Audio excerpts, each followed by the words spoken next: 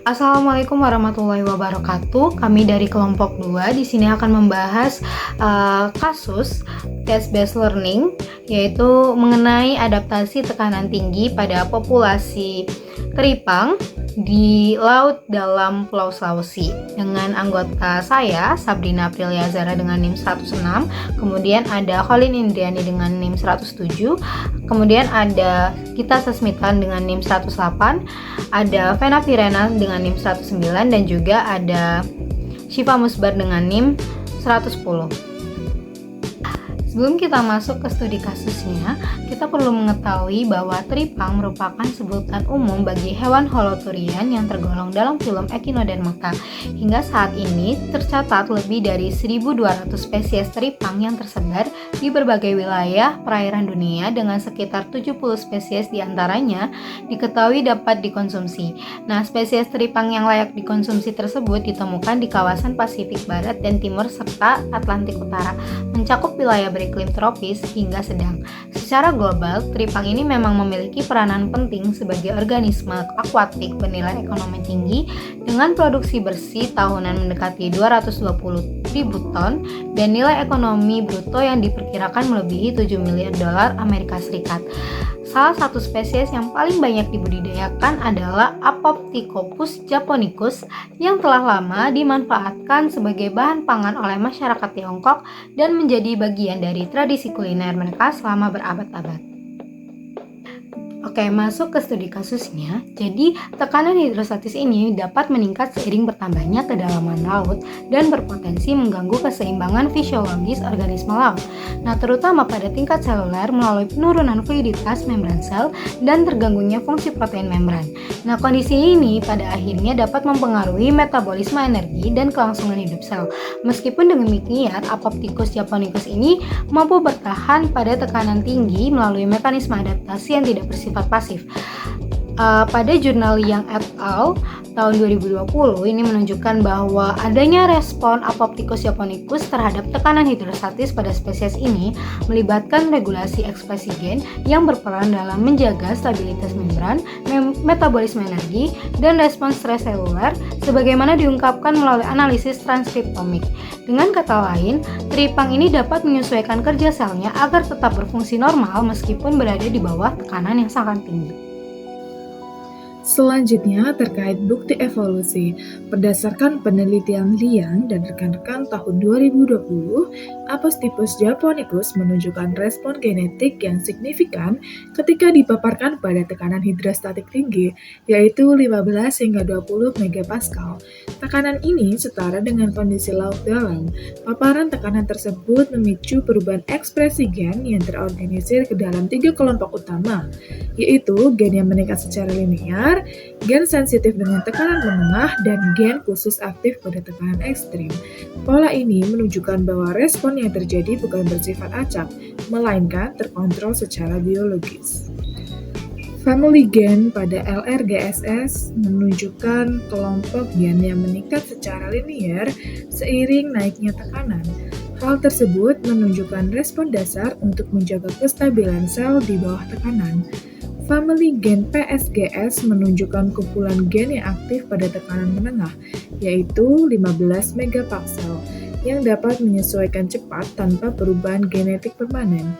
Family gen HPGS menunjukkan kumpulan gen yang khusus aktif pada tekanan ekstrim, yaitu 25 megapascal, yang identik dengan organisme laut dalam sehingga menandakan potensi evolusi menuju toleransi tekanan ekstrim. Proses biologis yang teraktivasi pada tekanan tinggi seperti respons stres, antioksidasi, sistem imun, pemrosesan informasi genetik, dan perbaikan DNA memiliki kesamaan dengan mekanisme adaptasi organisme laut dalam. Hal ini tentu mendukung teori bahwa organisme laut dalam berevolusi dari nenek moyang perairan dangkal, dan Apoptychus japonicus masih mempertahankan perangkat genetik homolog yang memungkinkan terjadi adaptasi terhadap tekanan tinggi. Pada peningkatan tekanan bertahap, gen seperti DNA JB4 dan CYP2U1 mengalami peningkatan ekspresi gen secara linear. Gen-gen ini berperan sebagai protein chaperone dan antioksidan yang menjaga kestabilan protein serta melindungi sel dari kerusakan akibat stres tekanan. Selain itu, gen E3 ubiquitin ligase seperti RNF14 dan NURL1 teraktivasi untuk menandai protein yang rusak agar dapat dihancurkan. Mekanisme ini penting untuk mempertahankan fungsi sel di bawah kondisi ekstrim. Pada tekanan menengah sekitar 15 megapascal, gen sensitif tekanan seperti ANKLE1 dan MAPKA-PK2 diaktifkan. Gen-gen tersebut berperan dalam perbaikan DNA dan respons stres seluler yang memungkinkan organisme dapat beradaptasi secara cepat. Sementara itu, pada tekanan ekstrim 25 MPa, gen seperti HSP70, NEDD4, serta gen-gen yang terlibat dalam proses endositosis menunjukkan peningkatan ekspresi yang signifikan.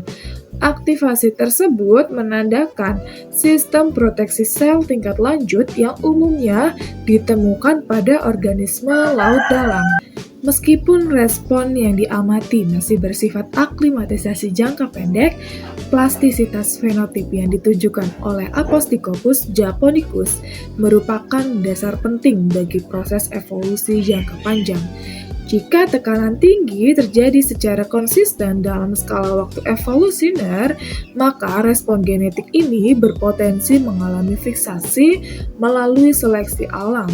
Dengan demikian, Aposticopus japonicus dapat dianggap sebagai spesies perairan dangkal yang memiliki potensi evolusioner menuju toleransi lingkungan laut dalam.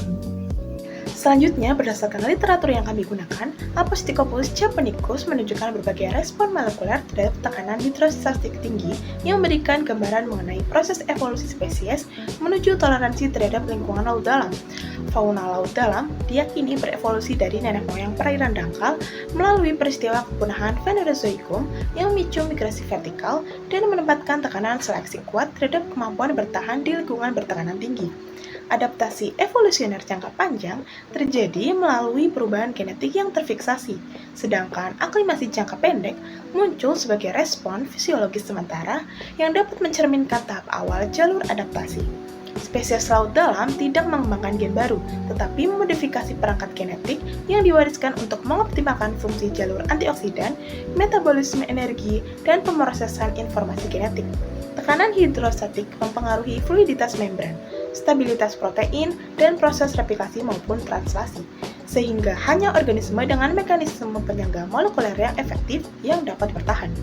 Respon jangka pendek Aposticopus japonicus yang mirip dengan pola adaptasi spesies laut dalam seperti aktivasi jalur antioksidasi, stres seluler, dan perbaikan DNA menunjukkan adanya kesinambungan antara aklimasi dan adaptasi evolusioner.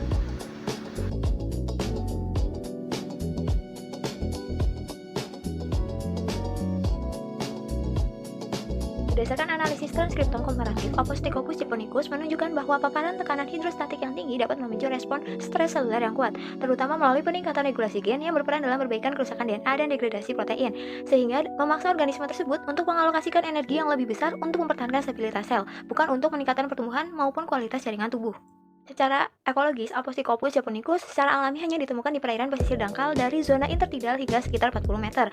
Nah, dengan ketergantungan yang tinggi pada kondisi substrat dan ketersediaan nutrisi, apabila spesies ini berada di kedalaman yang lebih ekstrim, maka energi metaboliknya akan terkuras untuk menghadapi tekanan air, sehingga berdampak pada kondisi tubuh yang semakin melemah dan penurunan nilai ekonomis. Nah, berdasarkan pengetahuan tersebut, secara tidak langsung sudah dipahami terlebih dahulu khususnya oleh nelayan tradisional yang berada di wilayah Sulawesi. Secara turun-temurun, mereka sudah menetapkan zona penangkapan teripang di perairan dangkal saja, karena teripang dari wilayah laut dalam dianggap kurus dan kurang berkualitas.